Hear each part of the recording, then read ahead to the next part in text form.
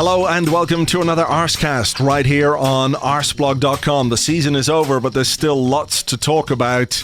And as is traditional on this podcast, we do an end of season roundtable. We've got a slightly varied crew, a different crew from normal, but I'm delighted to welcome the man from East Lower. Jim, good evening to you.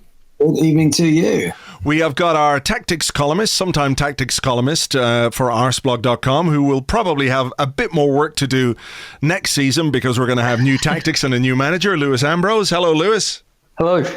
And all the way from the other side of the world, but from very close to me originally, we have got Paul, who is Poznan in my pants, who you will know, of course, from the Arsenal Vision podcast. Good evening to you. Woohoo! Oh, no, that's surely that's trademark to the other podcast. You could just say hello or, something in Irish. I don't know. Maybe not. Yeah, we could go with that. Hello. Oh, that's good. That's good Irish. I like it.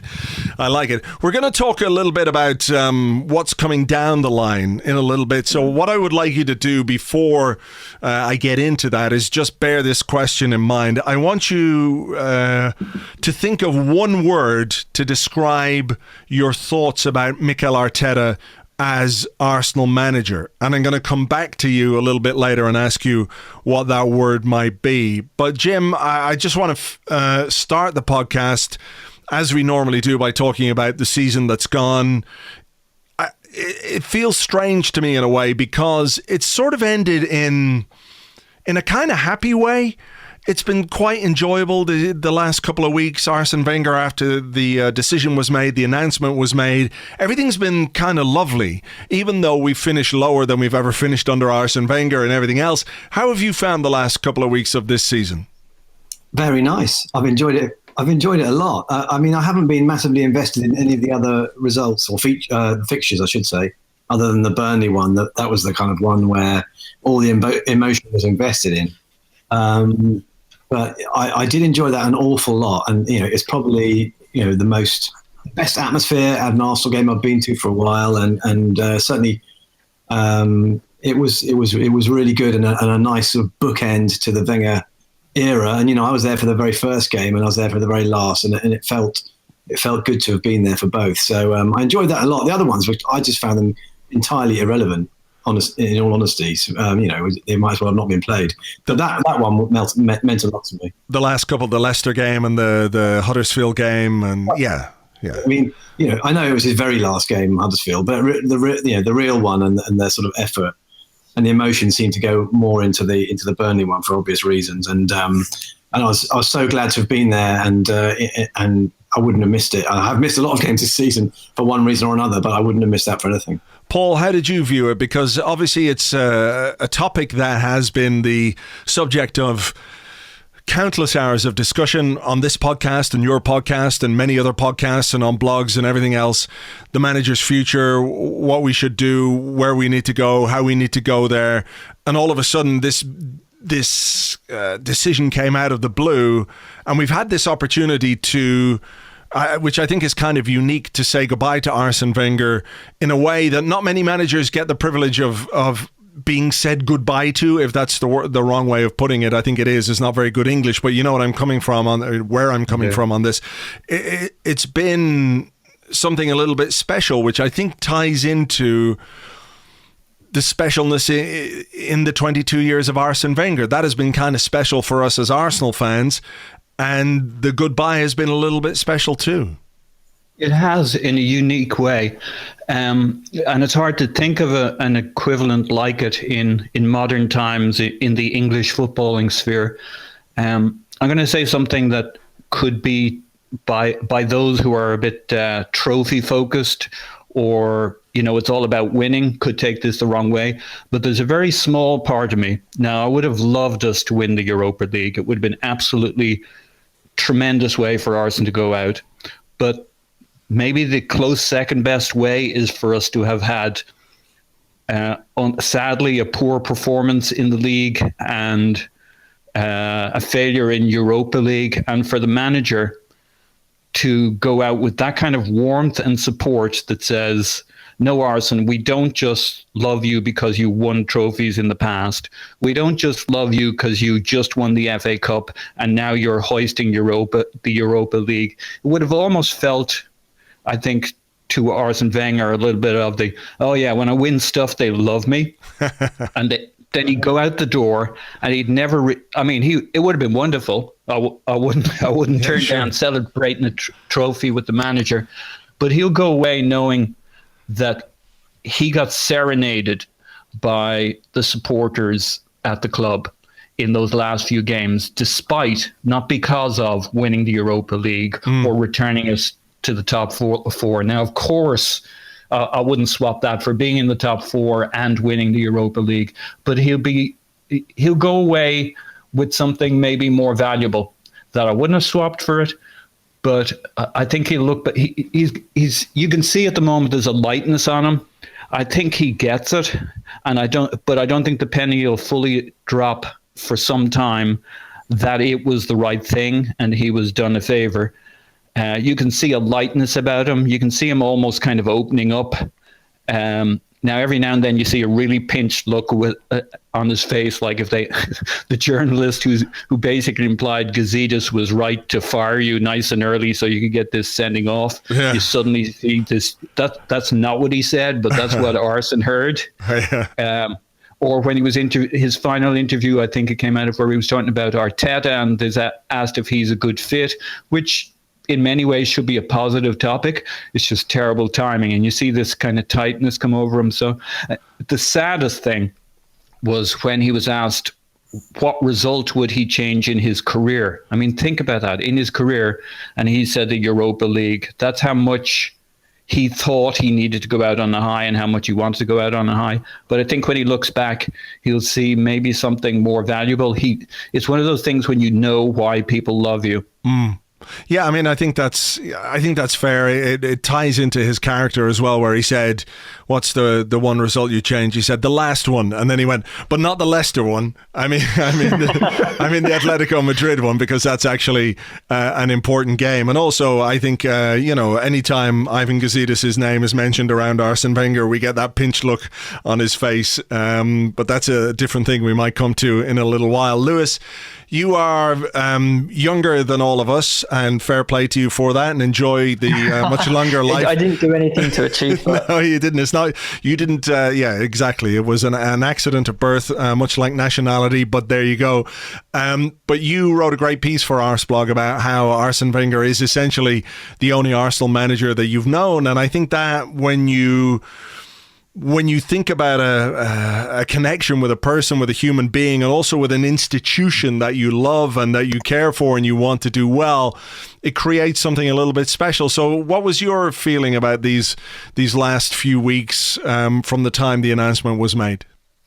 I was glad. I think Paul touched on something to do with the Europa League, and I don't know if the goodbye felt almost more sincere at the Burnley game because we weren't in the Europa League. And I think not being in the Europa League final also gave Arsene the chance to say goodbye in a way where I think if we were there, he'd have put it off. He'd have gone to the Huddersfield game, his press conferences, he'd have gone to the Burnley game, and it would have been, we have a trophy to win.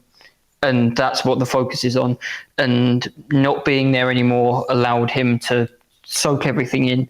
And it did allow people to appreciate him, not for winning something, but him for him and what he's done for us over 2 decades.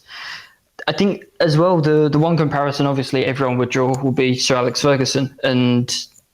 But United fans never, except for the very beginning of his reign, they never went through this thing where the patience was tested, or you wonder if he's still got it, or oh, it's time now. He went out winning the league with a pretty terrible squad, plus Robin van Persie. Oh. And I don't think the journey is quite the same for them that we went through. And to say goodbye to Arsene in that way, not with a trophy, probably with the very vast majority of people accepting that it was the right time, I think it felt more meaningful that way. And I think I don't know if he does yet, but I think he will, like Paul touched on as well, I think he'll recognise that in time. Yeah, I mean, I think that's the case. I think he sees that it is the right time. And when we step back from the sentiment, we see a team that has performed really, really well at home. There's no question that this team has got a bit more to it than people might like to think. You know, when we talk about rebuilding and when we talk about what we've got to do in the summer, you look at the home record and you look at the results that we've had and look at the performances that we've put in, the goals we've scored, the amount of points we've garnered at home versus away, which is obviously a big problem. But Lewis, just sticking with you very quickly, did you have any doubt, or were you in any way concerned that the decision that was made, however it was made or whoever made it, that it was wrong? I didn't have any doubt or concern that was wrong. I had concern, I still have concern that the decisions to follow won't be right. I don't think Arsene Wenger leaving Arsenal means Arsenal will automatically be better, because I don't think that's how these things work. And I think it's a great disrespect for him to suggest that he would be so bad that anyone would do a better job.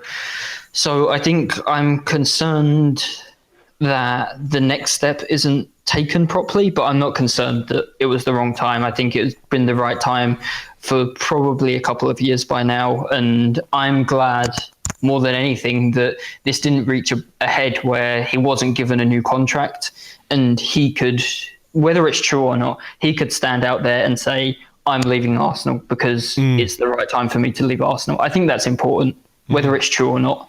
Paul, what was your sense last year when Arsene Wenger was handed a 2-year contract after the FA Cup win? You know, my gut feeling was that it was only ever going to be 1 year, because of all the shenanigans that went on in the final year of his contract, before the FA Cup final against Chelsea, I mean, where the press narrative, the media narrative, everything was dominated by his future and what he was going to do and how it was going to affect the club and everything else.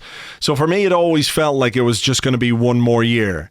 Did you have any idea that, or any sense that it was going to be more than that? But yeah, how did you see that? I thought it was genuinely a 2-year contract that could either easily be a 1-year contract, depending on how it went, if that's not fudging the question. I think Ivan clearly lined up to be in a position. So the way I picture it is, there was that fateful day, as it's portrayed, where Stan Kroenke came into town. Kroenke's good. It's fine. He could be quite an angry guy. Who knows? Yeah, good. I'm going with Kroenke. So Kroenke comes into town to decide Arsene's future. The next day he sits down with Arsene, tells him he has his backing. I guarantee you he sat down with Ivan, who was adamantly pushing with certain board members to make the change. And Stan said, get ready. If the season's good, so be it. If the season's bad, we'll have to go the other way. And you know, Josh shows up into town in February, where the writing's on the wall. And so I did think Arsene, where I got it wrong. So I think it played out pretty much the way I expected. Where I got it wrong was I thought Arsene would be more sanguine in his view of his own performance. I thought he himself would be looking to see how it went. And if he wasn't narrowing the gap, if things weren't getting better, not necessarily by performance, just in terms of the state of the team, and had he adapted, and did he have any new tricks? And he was really doubling down on, you know, this is a great group of guys, and something great's going to come out of these guys at some stage. And, you know, even when he ended, there was no new trick, no new spin. And that's my one disappointment, not in Arsene as a person, but just in Arsene in his final few years. If he'd stopped 2-3 years ago, it would have been perfect, as it turns out in hindsight. But I still hoped that every time he re-upped his contract, it was because the penny had dropped and he was going to try some stuff. But he never had a new trick. He never had a new approach. He didn't seem to recognize the gap was increasing, that this world of marginal gains, et cetera, that all the time it was pulling away from him. And so I thought he would have more say and be more a party to saying, you know what, guys, let's not screw it up like we did last year. Let's do a smooth transition. It's time for me to work with you to bring in the next guy. Jim, how much of that makes sense to you? Because it does make a lot of sense to me I'm saying sense a lot here, but just from the point of view that, you know, as difficult and as frustrating as things were and as divided as people were, the fact is that if Arsenal had gone through the first half of the season without losing a game, people would have been quite happy. But, it is results and it is performances that dictate the way people feel and the way things go. So Arsene Wenger wasn't able to produce the results and the performances that he needed or the club needed, but basically what he needed to bring, not necessarily to bring people together, but to sort of calm the madness that was out there. Yeah, I don't. I mean, it's not just this. I do sort of agree that if he'd gone the whole first half of the season, he wouldn't have unbeaten. Maybe things would have been different. But the fact is, it's not just this season we're looking at. We're looking at a very obvious trend that's been going on for a long time. Well, and I don't think I do agree. I don't think it was ever going to be a situation where he would have announced his departure and given it another year, because we've all seen how that's gone before. Where I would slightly disagree with Paul is that he would have had the he did always say, Wenger, if I don't think I'm doing a good enough job, I'll stop. But I don't have the impression he ever would have. I just think he's a man of a certain type, very self-confident, and of a great, hugely successful man. And I always think he thought he had it in him to go that next bit, to do the next thing. And that's why I think ultimately, I know it was painted as Wenger hanging his boots up, but I don't think it was quite like that. And I just think he was never going to leave of his own volition. I mean, that's, I think there's a bit more to it than that. But it's definitely the right time. There's no doubt about that. Well, look, I mean, the other thing I just want to say is that, like, all the stuff that surrounded this departure in these last few weeks, the videos and the articles and everything else have been absolutely fantastic. When you can wipe away the frustration and when you can ignore all the things that have made us a bit cross and angry, it's been brilliant to look back on all the great stuff that Arsene Wenger has done, and I think the club and the media team have done a fantastic job in that regard, so hats off to them. So look, let me come back to this question then, because what we have to do is look to the future now, because Arsene Wenger is going, or is gone. I suppose technically he's still the manager of Arsenal, but we know he's not going to be in charge next season. The person who does look like they're going to be in charge next season is Mikel Arteta, a former player, former captain. He's been Pep Guardiola's number 2 for 2 years. I'm going to go through this one by one just quickly. Jim, the one word that you would use to describe Mikel Arteta as, or your reaction to the story of Mikel Arteta being Arsenal manager, what is it? It's probably a pretty obvious one, and it's surprised. Okay, Lewis? Do you want me to elaborate, or are you just going to go through them? No, we'll go through them. I get the words, and then we'll come back. Lewis? I'm going to try and be really clever, unlike the obvious answer, and say continental. Continental, okay. I wasn't expecting that. Either tires or breakfast. It works well with both of those things, and also now Mikel Arteta. Paul, what's your word? Well, as I alluded to in a blog in October 11th, 2012. 2012. Look at him pretending like he knew what was going to happen. Yeah. Oh, all my predictions come true. The word is Guardioletta, which is apparently what he was called in Barcelona. Guardioletta. Little Guardiola. Would that not be Guardiolita? Anyway, yeah, okay, that's fine. I think the word I would use is cautious. Let me go to you, Jim, first. Yeah. The idea that Arsenal are going to replace a manager of the stature of Arsene Wenger with a man who has never once managed a game of football is objectively a bit mental. It does sound, mad as a barrel of eels, doesn't it? But it really does. And I think the thing that surprised me the most is that Arsenal, at least under the current ownership, have been very risk averse, and that's why it takes me by great surprise that they're going to go totally the opposite direction. And I'm all for it being a great success. They obviously know a lot about him that I don't know, that we don't know. But nevertheless, until you've actually done the managing bit, until you've actually done the managing of people bit, with none of which he's done, you cannot judge. And okay, maybe I shouldn't judge either. But I'm a bit like you. There's an element of caution there, but surprised. I thought it would be someone with a lot more gravitas and experience, just because the turbulent water that we're about to tread into. But they've gone completely, assuming it happens, of course, right?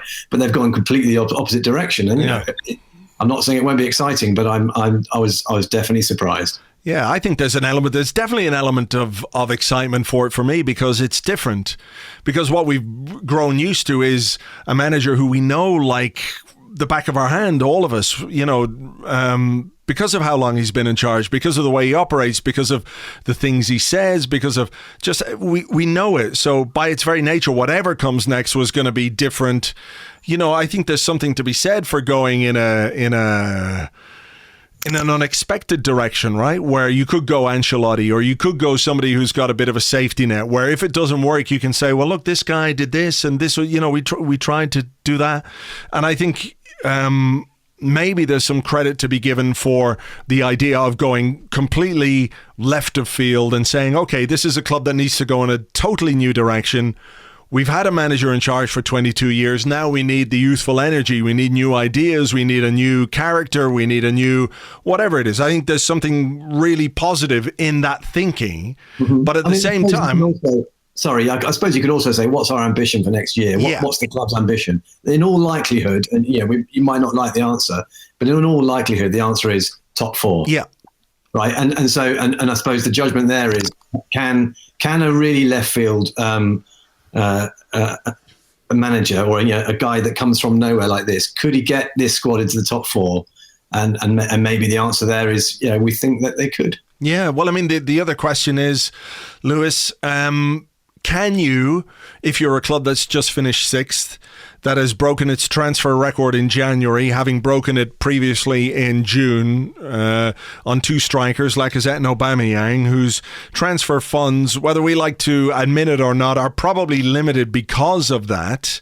Leaving aside the idea of selling 1 or 2, maybe, perhaps top players to raise some more funds or what have you. But can you attract the top class manager? Can you get Max Allegri to come to a club where he's got to go through the Europa League, where he's got to work within a restricted budget to rebuild a squad that really does need a lot of rebuilding? So is there something to be said for going in this direction? And maybe Arteta is kind of a bridge to a manager who, once you get back into the Champions League, once you're earning again, once you're bringing in those big bucks, and once your reputation is slightly re-enhanced, if you like, maybe that's the time to bring in that kind of a manager. Yeah, I think Man United have done it. You can sign big players without being in the Champions League, but you need to have exorbitant amounts of money to actually go and do it, and all the noises coming out from Arsenal suggest they don't have it, or at least wouldn't like to spend that money. So whoever comes in is probably roughly stuck with the squad we've got, other than selling Ramsey, selling Bellerin this summer, or Mesut Ozil. Yeah, unlikely as that seems. And I think that's not attractive to Luis Enrique, to Max Allegri. Why would Enrique, for example, turn down Chelsea? Why would Allegri leave Juventus for a project where they can't really stamp their own mark on it? It's going to be a project very much in the vision of the club, because the club is now thinking in a much more long-term sense. It's always been a long-term idea under Arsene Wenger, but now the idea is very much long-term, but dictated by people that aren't in charge of the team. So would those guys firstly be willing to fit into that structure, and secondly reject what other jobs they might be able to have for that? I think probably not. Would, at this stage of his career, Max Allegri, he's previously said he doesn't want many more years of management, so it doesn't seem like the time to then start a project. And even then, we've seen with Antonio Conte, who obviously did a great job winning the Premier League last year, but is now almost definitely going to leave Chelsea because they don't do what he wants. do we want a manager that instability immediately after Arsene Wenger? Not that Arteta necessarily is going to bring stability. It could be disaster, and after 18 months they're forced to sack him. But at least the squad won't change too much. At least there won't be enormous turnover, and the vision from above can remain on course. Paul, what did you make of stories where it was suggested that Luis Enrique and Max Allegri were interested in the Arsenal job, but had concerns about the management structure? So my reading of that was that they were told there's a head of recruitment, they were told there's a director of football, there's a chief executive who wants to get more involved as well. So they're not going to come in and have the power that Arsene Wenger, for example, would have. But Allegri and Enrique have worked in structures at football clubs across Europe. We go back to the word continental. It's the way they work there. They have their recruitment side. They have their director of football side, and a head coach comes in and works with those players with some input. Of course, they have some input, but the idea that they have looked at Arsenal and said, well, this is like weird and strange, we don't know how to deal with this, that seems very, very odd to me. Yeah, I think that's true. I think, though, maybe it's a statement of intent from the club that not so much to those managers, but to the public, to the supporters, to the media, that here's our rationale to do what actually we've been planning to do for some time. The idea that they signed up Sven and Raul and Husfami and Darren Burgess and did not know what kind of manager they wanted and flip-flopped between Allegri and Arteta doesn't quite hold water to me. I think what's really going on is the dance. You know, when players and their agents flirt with a club, they like their name circulating. And in this case, Arsenal needed to look like it did due diligence and considered the major players in the game. I don't think it was ever real from either side, but a little flirting out in public is good for all sides. Do a little bit of a dance. Allegri gets his new contract up when he's been talked about in the press. Enrique lets everybody know that he's a top-level manager. Whoever signs him will be out there knowing that, you know, their club is showing ambition. Arsenal has made it clear that they looked at these top guys, but it's just not a fit, that Enrique was unreasonably expensive, that between one thing and another, the Allegri fit isn't quite right for what we need as a club. And this is why Mikel Arteta or Nagelsmann, but Nagelsmann isn't available, and they knew that, is the right fit. When we went through all the options, this one fits, and there's the counter rationale. This is the guy who's the coach. He's not confused about what he's going to do. He'll work within our budget. He's one of us. He's, Guardiola light. We've believed in him all along. We've maintained a relationship. We're not thrashing around. It's not our last choice. It's not desperation. This has kind of been our quiet inside horse for a long time now. We've looked at the best of the rest. They don't fit. So we're going back to the guy we always thought was the smart choice. The one thing I'd like to add, because we say that Arteta's never managed a game, which is, you know, it's very true. He hasn't been a manager anywhere. But I hadn't realized Guardiola gave him the keys for the Arsenal game. Do you believe that? Do you genuinely believe that? Because I read that piece, I think it was in Goal, and I thought it just came across. Yeah. It just came across to me as a bit of. It was a bit too cute, wasn't it? Yeah, a bit sort of PR-ish, you know, from the point of view that, like, okay, well, I allowed him to take charge of one game, and look at what a game it was. It was actually it was against Arsenal. Wow, and he won. You know, I see the stories. I see the people talking about the impact he's had on players like Raheem Sterling and everything else. But I just, there's part of me just goes, that just seemed like part of the. I don't know how people like to shape the stories via the media and everything else, and that's just the way it felt to me. Yeah, no, I think that's spot on. I have a degree of, what would you call it, reserve, cynicism about it in terms of it being the full-on story. But I also don't think it's a lie. I think the very likely situation is Guardiola coached the match. And that's obvious from who was on the sidelines. And that's the real job. But I'm damn sure he gave Arteta the brief to scout, to run the sessions, to work with the players, to come up with the tactics.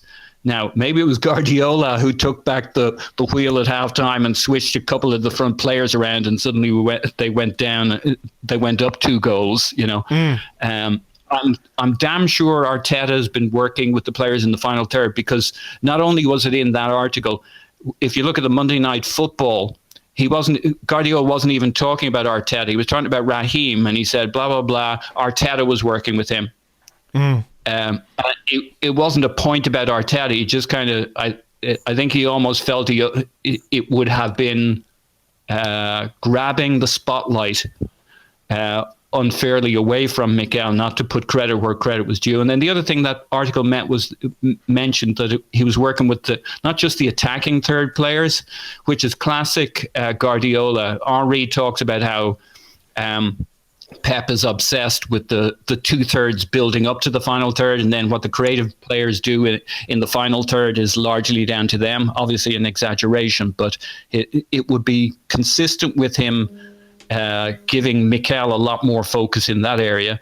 But the other thing talked about by Sam Lee was working with the centre backs, which I thought was very, very interesting. But for Arteta, so he actually worked both thirds.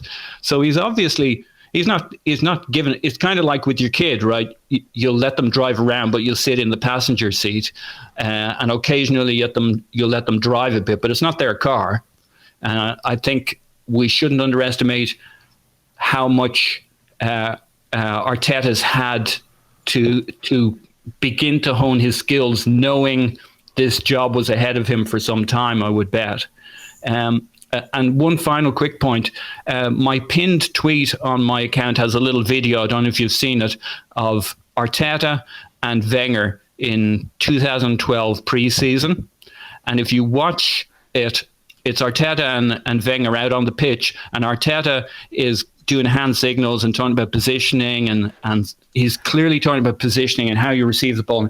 If that doesn't look like Pep Guardiola to you in terms of it's classic La Masia kind of body gestures, positioning, stand, detail, all that kind of stuff. And I could see why Guardiola would say, okay, you take the keys for this area here, work with that guy, do this, do that.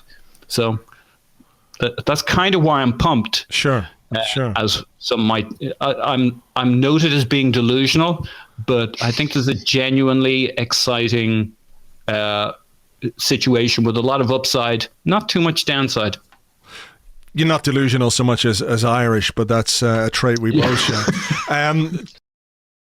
Jim, people have made the distinction in the wake of these stories about Mikel Arteta, who I'm told has been in London not just this week, but over the last couple of weeks. He's been up and down from Manchester. We won't even go into the stories about house hunting and property and all that kind of stuff as we do with transfers and, he's just bought a new house or he's selling his house, all that kind of stuff. But, this has been going on for a little while.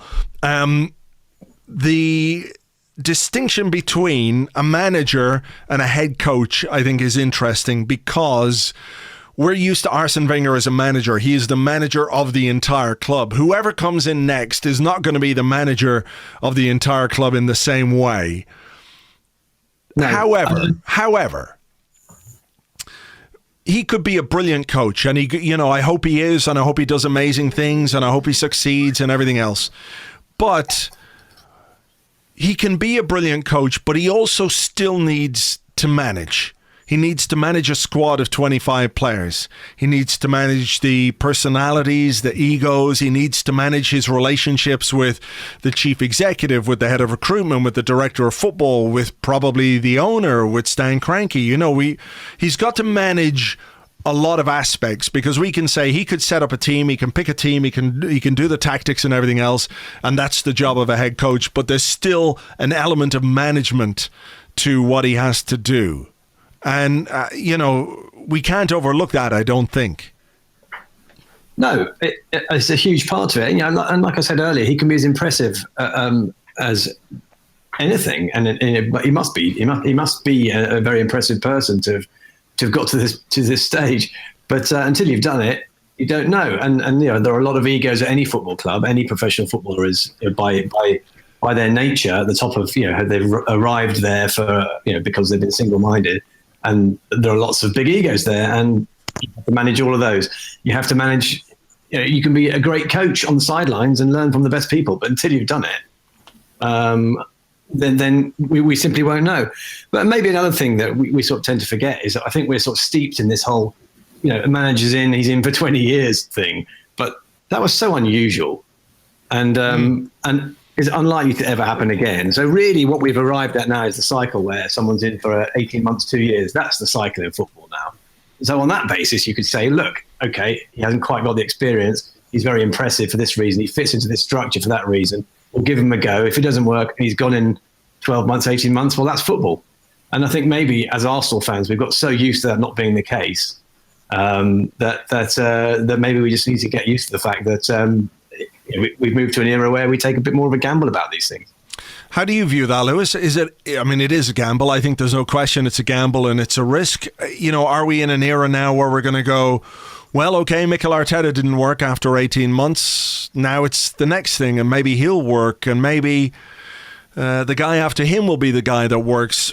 How do we find that balance? Because for so long, Wenger has been the figurehead, and he's been the guy on whom all the responsibility has rested, right? When things haven't gone well, it's been Wenger's fault. When they've gone well, it's, credit to him, and he's the most successful FA Cup winning manager of all time with 7 FA Cups. We give him that credit, but when we finish 6th, the thing is on him. Now, where's the balance between this? Because Ivan Gazidis, I think, is the guy who's making the decision. He's the guy who's championing Arteta in a big way to the board. This is his pick. Does it come back on him if it doesn't work? Is it a case that Ivan Gazidis only gets one go at picking a new coach or a new manager? Yeah, I think that would be unfair if anyone only got one chance. Ivan Gazidis, I would judge him personally. I would judge him more on not only the manager, not only our points tally, but also transfers and everything. He's the guy that's brought in Raul Sanllehi, and he's the guy who's brought in Sven Mislintat. And if those guys don't work out, that falls on his head. It's not only about the new, let's call it head coach. Much the same thing to me. So I don't think anyone should just get one go at it, but also if we sign duds this summer and if we sell players for what we consider to be way below their market value, that's Gazidis' fault, or at the very least the fault of whoever's brought Gazidis in. But I think we don't know what Gazidis, his vision is for the football club. We don't know how well he will work with the new head coach, with Mislintat, with Raul Sanllehi, and it does need to be given time, in my opinion, because I just think as long as Arsene's been there, the shackles have been on pretty much everybody else at the club, and now there is a power vacuum, possibly, but I think also a chance for people, especially a director of football, a head of recruitment, to step into more natural roles, to be a more continental structure, going back to that word again. And this is how all the big clubs around Europe and the small clubs around the top European leagues, it's how they operate. The job is too all-encompassing to be an Arsene Wenger anymore. If Arteta doesn't work, then I think this is something not people who are skeptical, because I think it's completely normal to be worried, to be skeptical about bringing Arteta in, but people who are angry that bringing Arteta in, I don't know if they've realised that we don't have to hang on to the next manager for 6 or 7 years. We don't owe the next manager anything. And if it's not there's going nothing well to after fall back 18 on, months, right? Yeah, exactly. There's nothing to fall. It's not like, well, he did this in the past. yeah, Like and there's no reason to believe they'll turn it back around. If it's going badly after 18 months, then they can go. And I don't think anyone would begrudge that decision to sack a manager after 18 months. Ideally, we hire someone and they're there for 6 or 7 years, which is probably realistically the maximum lifespan of a manager in a top European club now. You know, I think the average good manager will do 3 or 4 years. If you're really lucky, you'll get 6 or 7 out of somebody. And if they're not doing well, you'll get a year out of them. And Arteta now is such a big change at the club. I think whoever comes in, it looks like it will be Arteta. They probably deserve 18 months. If it's not going well after 18 months, if really not going well after 18 months, then pull the trigger and go to the next one and hope that that is the one that goes well. Yeah, I mean, Lewis, you know the head of recruitment quite well, Sven Mislintat, because of his connection with Borussia Dortmund. Obviously, he's got a remit to bring in players who I suspect that the way we're going to go, obviously, is to identify young talent. I think Konstantinos Mavropanos is the archetypal signing for the next couple of years for Arsenal. He's a player that has got a lot of potential, but nobody knew very much about. He's going to be cheap. If he works out, he's going to be a bargain. He's going to be an asset to the club. If he doesn't work out, it's not like we spent 40 or 50 million on the guy. I mean, how do you see the way that he's going to operate? A couple of the signings we've made, obviously Aubameyang and Mkhitaryan are ex-Borussia Dortmund players. There's Socrates Pastapopoulos. No, I was practicing before this. I got it wrong. Yeah.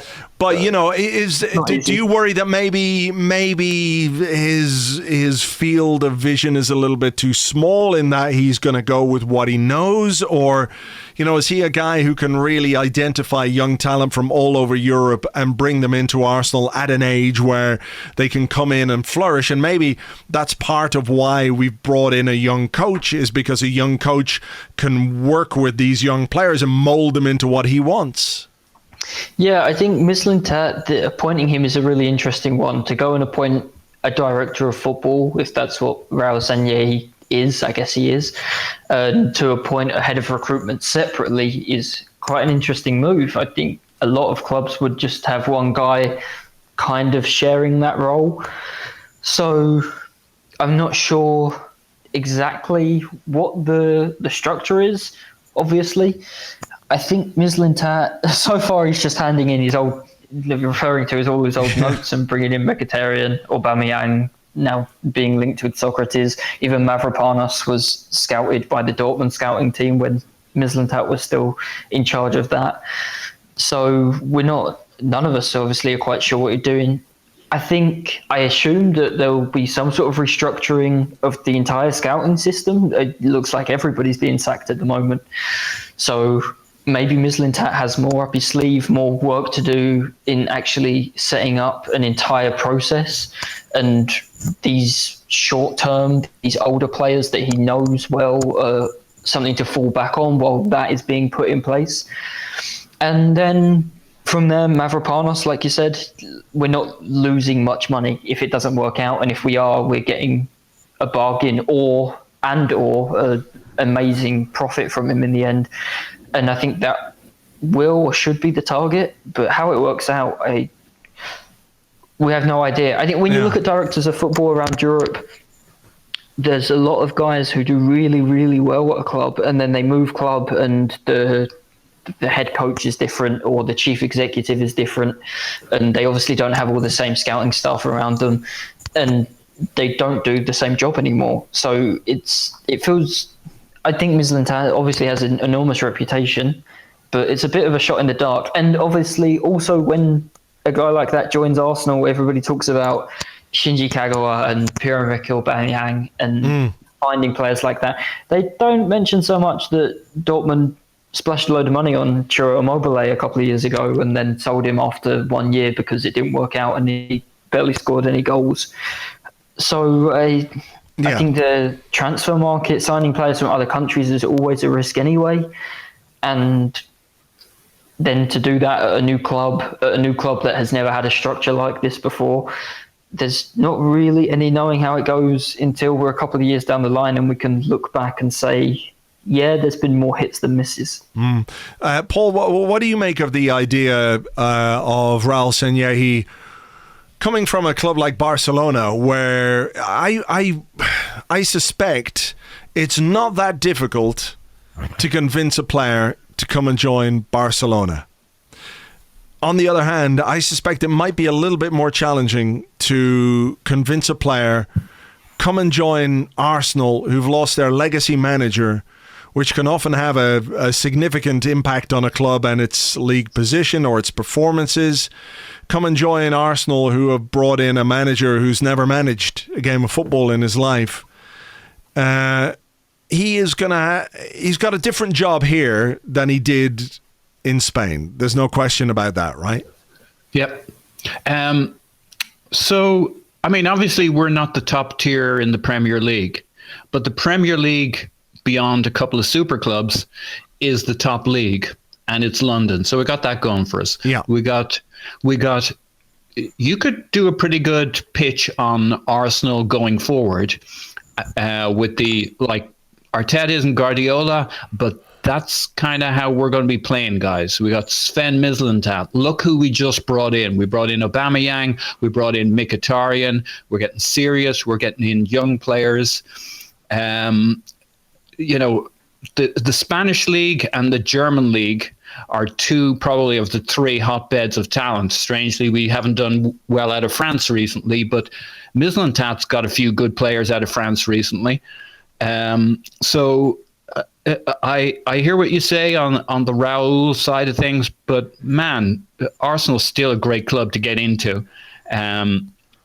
Once you get past the you're not going to City. Spurs won't pay the money for the wages we're talking about. And, you know, Chelsea's Chelsea. Who knows what kind of system or manager they're getting in. So I think we should be optimistic that we're still a pretty exciting draw. And if Arteta goes down the Guardiola Barcelona route, I think Raul can sell that pretty good as a guy who knows that network and the Spanish leagues. That's a pretty nice tunnel into a team that's speaking your language. If, say, you're a young Spanish talent or somebody from the Spanish connection, we got the German connection. So I think it's pretty exciting. And then, you know, one of the things we're talking about, looking for young talent, etc.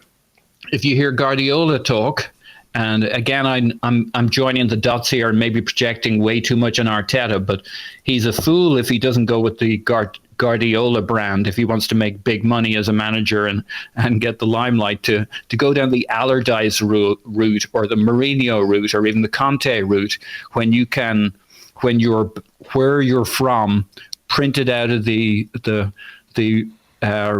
Rinus Mitchell, the Johan Cruyff, the Guardiola line of Buddhist lamas who've passed on the seal. If I'm Mikel Arteta, I am putting that on my putting that stamp on everything I'm doing, that's the path I'm going. That's where his success is. And I think what'll be exciting is to join up that side of things. I mean, Mislintat must have a bunch of players that Dortmund didn't want because they already had a guy in that spot, or because the politics were bad and he was starting to fall out with Tuchel, etc. So I don't think Mavropanos is the last of those young guys. Guardiola wanted, and Arteta will want, wide players who are fast, both at wing-back, full-back, and up front. And we don't have those guys at the moment. Bellerin's going nowhere, I suspect. There's absolutely no way Arteta would want to sell Bellerin, given no that chance. the two. Yeah. They had a very good relationship, and Bellerin spoke often about what a great influence Arteta was on his career. So yeah, and also we don't have another right back. We don't have another right back, and he's fast, and he's young, and he's high energy, and can sprint both ends of the pitch, which is exactly what Guardiola was looking for. It'll be what Arteta's looking for. We don't have a fast, wide man on the right at the moment, so those overlapping runs will be key. I think Monreal's a really interesting one too, because you got the Spanish angle. One of the things you see with these Spanish players, I mean, to a man, they're all clean, technical. And Guardiola was talking about, those times he spazzes out and starts waving his arms and shouting at his players. You'll have seen it on the Monday Night Football. It's when they make a loose pass and expose the team, because that's how they defend, right? They defend through possession. And Monreal is the cleanest player in the team in terms of passing and possession. I mean, if you can flick an orange into a refrigerator in the kitchen with Santi Cazorla, right? But every single Spanish player you see is of a type. They're clean, technical, ultra serious about football. And you see with Bellerin too, for all the talk about him off field, he's completely serious on the pitch. Yeah. And so I think that discipline, when we look to improve our defence, we're not going to buy a bunch of lumping centre backs. We're going to do it the same way that Guardiola looks to do it, by clean, tidy possession. I think he's going to be wonderful for Bellerin, and that's the reason Bellerin will stay. He doesn't need to go to Barcelona now. He doesn't need to go to City now, and we're not going to let him go. He gets to work with Arteta, so that keeps him on board. I think he's going to be wonderful, potentially, for Xhaka, because they're playing in the same position. And after all, Mikel Arteta was the last positionally sound midfielder we had in the team. It's weird, but that was the last time somebody knew where to be at all times. I mean, he didn't have a lot of speed or range, and he was always in the right bloody spot with soft feet, great quick touches. And Mikel, he could ping it long, but mostly people bitched about him because he'd do these short little passes and kind of give a rhythm to the game, which is exactly what Guardiola was talking about on Monday Night Football, about little pockets of player knocking it around. He said our passes are getting shorter and shorter. Longer and longer passes gets you into trouble. So he's going to work with him. Maitland-Niles, if he's clearly he has all the talent in the world. Does he have the mentality? Putting him under Arteta, we'll find out one way or another, because he's a clean passer. He's got speed. He can beat a player one-on-one. He's silky. The only thing he doesn't have maybe is the mentality, right? And it's a very serious Spanish midfielder. Talking to him about how it's done. If I were Ainsley Maitland-Niles, I would listen with all the force of my will to pick up everything I could to become the player I could. So for those three players in particular, I think Arteta is going to be really exciting. Yeah. I mean, did someone want to come in there on something? I heard, was there a point? Yeah, well, actually, a couple of things. Firstly, to add to Paul's point at the end there, Fernandinho recently spoke about Arteta working with him individually on his defensive game, playing in that sort of holding midfield position for Manchester City. But the one thing that really does concern me with this new structure is that everybody's new and nobody's worked out exactly what their positions are, where the boundaries are for the influence. The way that things should work. I mean, so obviously, that's why I've been on the podcast before, but I follow Dortmund incredibly closely, and it was not quite, well, it was quite the same under Thomas Tuchel, which is why there was a fallout with Mislintat, but especially under Jurgen Klopp, there used to be almost a pact where a transfer would only go through if the chief executive, Hans-Joachim Watzke, the sporting director, Michael Zorc, and Jurgen Klopp himself all agreed on the transfer. And it concerns me that Arsenal may try and sign players for the manager.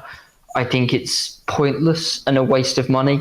If maybe the manager thinks that the centre-backs are good enough and he wants to use those centre-backs, and then those funds could be spent somewhere else where he's not going to use a player, maybe in midfield, or he doesn't think the wingers are good enough. And that's probably the thing that worries me the most, not about Arteta, but the entire situation is are they going to get this balance right? Yeah. We need to sign players that are good no matter who the manager's going to be, because maybe in 2 years the manager won't be there. But we can't go out there and sign players that the manager doesn't rate because he won't play them, or doesn't think we need because he's going to use other options in the squad already, and that money could then be spent elsewhere and it will just become a waste. So I'm I think the new structure is the right direction, but it does concern me to see so many serious links with serious transfer fees at this time of the year without knowing for certain who the head coach is going to be, because I think that guy really needs to be rubber stamping, not necessarily targeting players like Arsene Wenger would do, but he needs to be rubber stamping pretty much every deal, because there's no point spending 20, 30 million on a guy the manager doesn't think is good enough or won't fit into the system that he's going to implement. Yeah, I think that's a really good point. And, you know, we don't know really how much influence behind the scenes. If, for example, it's definitely going to be Mikel Arteta, if Mikel Arteta has been liaising with that management structure. I think the management structure is probably the right one. It's one I've spoken about on the podcast before and advocated for, where we need to put this kind of structure in place to support the new breed of coaches that are out there.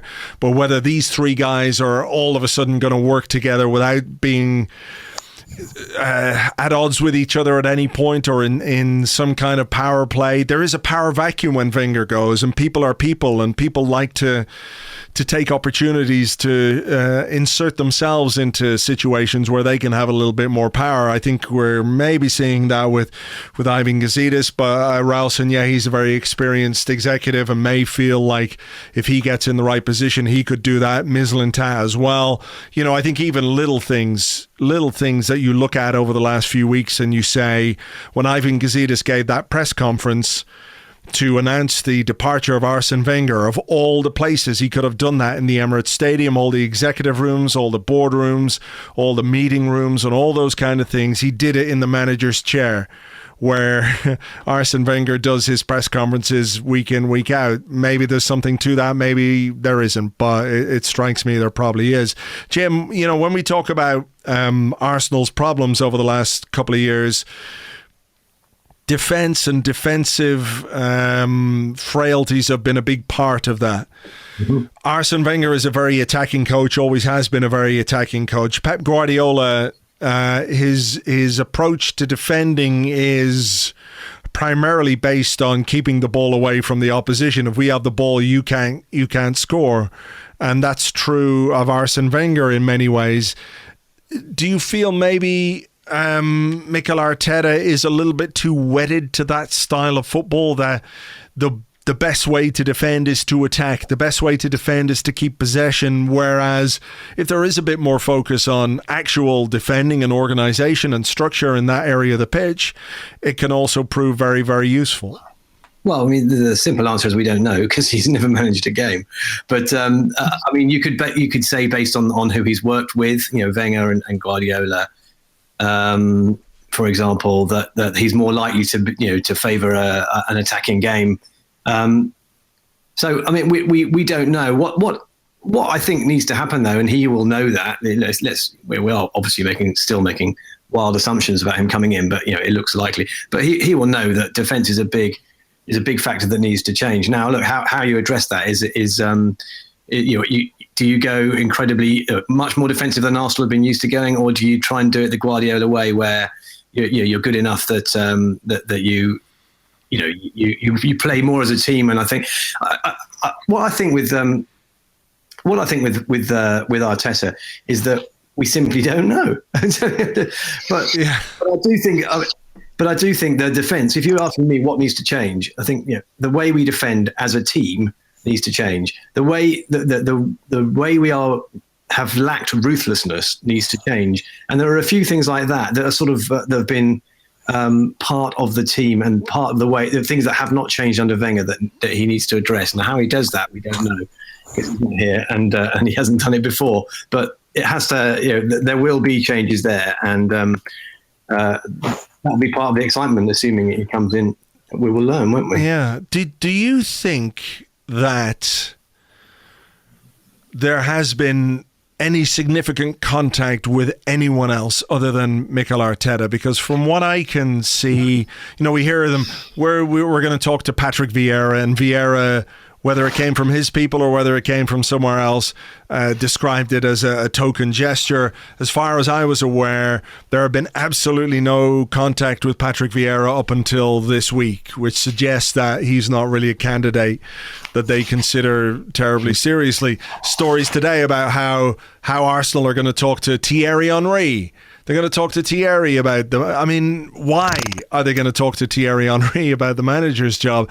It feels to me like they've made a decision. They've decided to go with Arteta, and all the rest of it is just kind of keeping people happy by throwing names into the mix.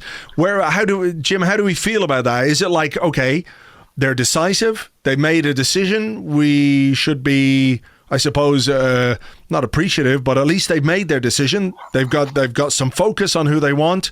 Or should they really have expanded this search for a new manager and made more interviews and done more interviews and spoken to more people? I would be astonished if they hadn't done their due diligence and approached a bunch of people. Really?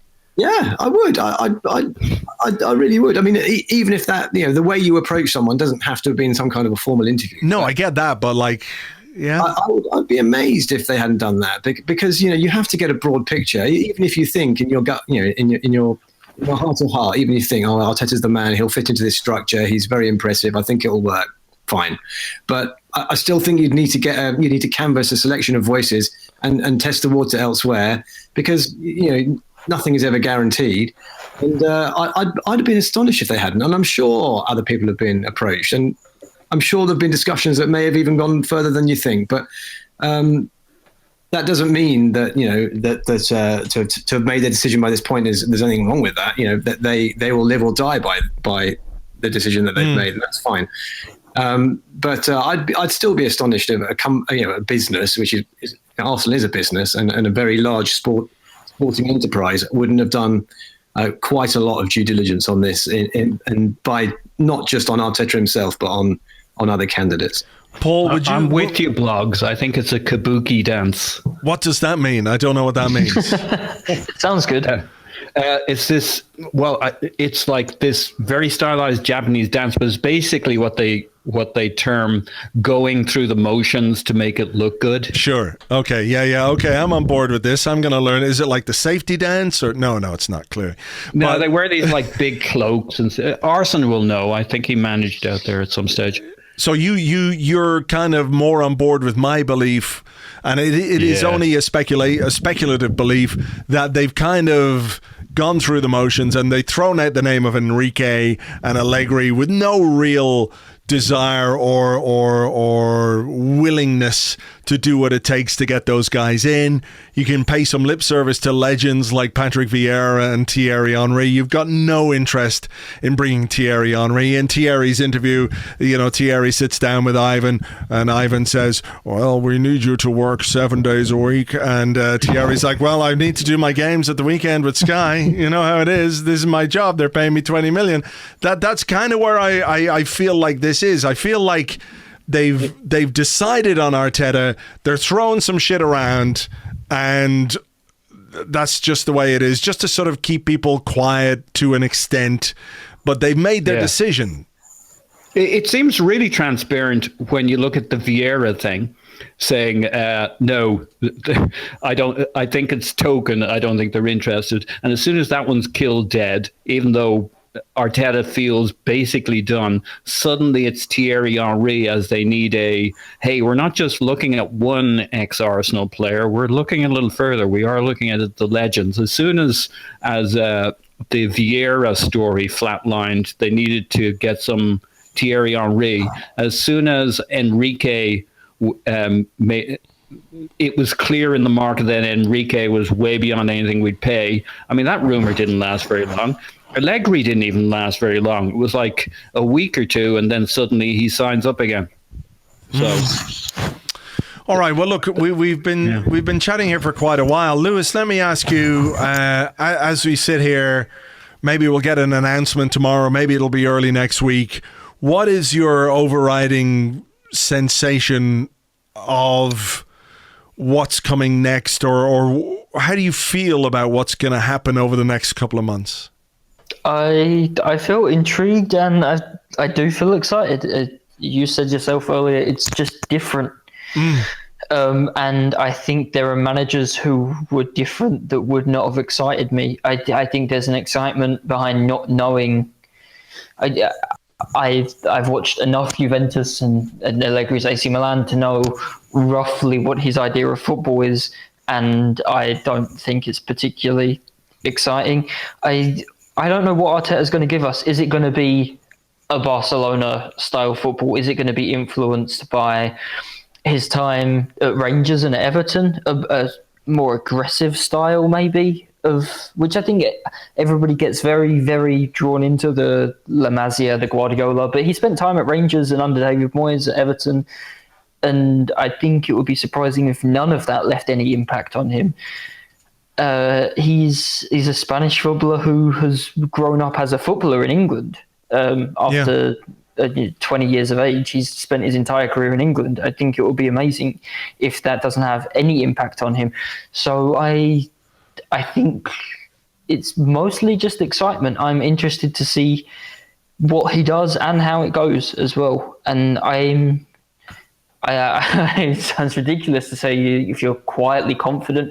I'm definitely not pessimistic, because I think, from my point of view, we finished 6th this year, and what's the difference between 6th and 8th or 7th? Really, I don't think, with the squad that we have, with the money that we do have available, it would take a disaster to finish lower than 6th, or certainly lower than 7th. So I'm mostly interested. I'm willing to give it some time and see how it works. And I think there's a lot of Arsene Wenger, Mauricio Pochettino, and Pep Guardiola all think that Pep Guardiola is Mikel Arteta is a brilliant football mind, and his career, the way he played for Arsenal suggests he is. The way that he reinvigorated a squad that looked like it was dead in 2011, along with Per Mertesacker, and sort of they came in and took enormous responsibility upon their shoulders in that squad. People talk about the Invincibles managing themselves. I think Arteta and Mertesacker managed that team in 2011 through to 2013 as even more, if anything, than Vieira and Henry managed themselves 10 years ago, when everybody believed that Arsene Wenger was the Messiah. So I definitely think, I don't think there's nothing to it. I think they've done their due diligence.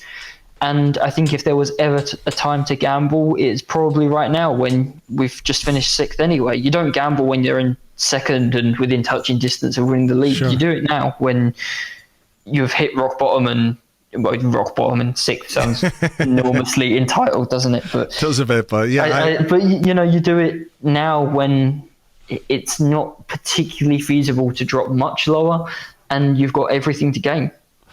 Jim, how are you feeling? We've got a new manager / head coach coming in, whoever that might be. We've got a new head of the Arsenal Academy. We've got a lot of new backroom staff. We've got a new contract guy. We've got a director of football. We've got a head of recruitment. We're going to get a new physio. We're going to get all kinds of new people are going to come in. Is this a rebirth? Are we the chrysalis opening into the world, and the dirty great moth that we were for the last couple of years is going to become a beautiful butterfly? Not the butterfly like from Hannibal, where he goes around murdering people and eating their faces off. Not that kind of a butterfly. A beautiful butterfly. Is that what we're going to be? Well, what I will say is that after his highly successful first decade in charge, if Arteta then it looks like he's going to stay another 12 years, I might start earlier than But no, in all seriousness, you can't complain for 5 years about stasis and about the need for change. And then when it comes along, say, oh, it won't be quite exciting. Yeah. It just will. Look, I mean, there are very many reasons why Arteta could be a gamble that backfires badly. But at the same time, we have been crying out for something different. We've been crying out for a change in approach, and for a team that will, like I said, that will defend a bit better. They'll be more ruthless, that will, something that's different. We've wanted it and we've needed it. They're putting this stuff in place, not just with the head coach, but across the team. And it will be nothing other than exciting. Whether it works, well, who knows? We don't have a crystal ball, but it will be really exciting. You can't, that's the only thing is, it's been needing to happen for a long time, and now it's here. Let's just look forward to it. All right, it's going to be different. It's going to be strange and weird. Paul, final thoughts from you just on what's going to come next season, and whether you're looking forward to it, whether you're trepidatious, whether you're, I don't know, tumescent. What? How would you describe it? Well, it's not my job to worry about what could go wrong. That's Yankee Gunner's job. Hang on. We've got through this whole podcast without slagging Elliot off in any way. So take a minute if you like. Yeah, if you stuck me and Elliot together and molded us into one human being, with me being positive, him being negative, it'd be a monster. It'd be a monster. Absolute monster. So anyway, my role is I don't do this football thing to worry about what could go wrong. I worry about what could go wonderfully great. And so basically, I can see nothing but excitement in this whole setup.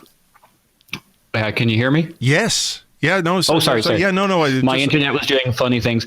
So I do think I'm buying the pitch that this is the right fit.